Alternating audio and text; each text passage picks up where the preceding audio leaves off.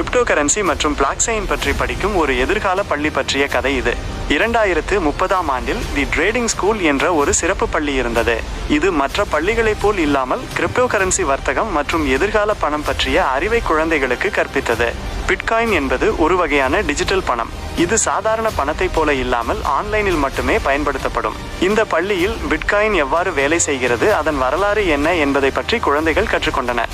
பள்ளியில் குழந்தைகள் crypto currency வர்த்தகத்தை விளையாட்டாக கற்றுக்கொண்டனர். சிறப்பு கண்ணாடிகளை அணிந்து கம்ப்யூட்டர் விளையாட்டுகள் மூலம் நிஜமான வர்த்தகம் செய்வது போல் பயிற்சி பெற்றனர். இங்கு ஆசிரியர்கள் ரோபோக்களைப் போலவும் கிரிப்டோ கரன்சி பற்றி நன்கு தெரிந்த நிபுணர்களாகவும் இருந்தனர். அவர்கள் ஒவ்வொரு குழந்தைக்கும் ஏற்றவாறு பாடம் நடத்தினார்கள்.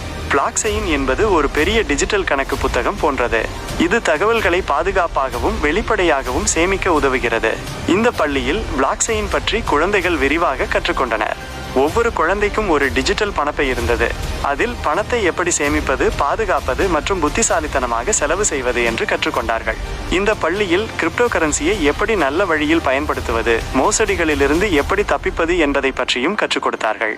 16 வயதில் இங்கு படித்த மாணவர்கள் சொந்தமாக ஆன்லைன் வியாபாரங்களை தொடங்கினார்கள்.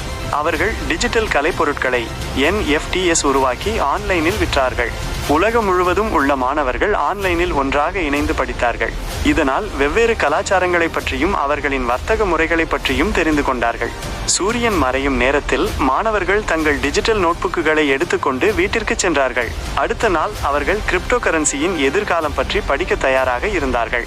இந்த பள்ளி குழந்தைகளுக்கு பணம் மற்றும் தொழில்நுட்பம் பற்றிய அறிவை அளித்து அவர்களை எதிர்காலத்திற்கு தயார்படுத்தியது.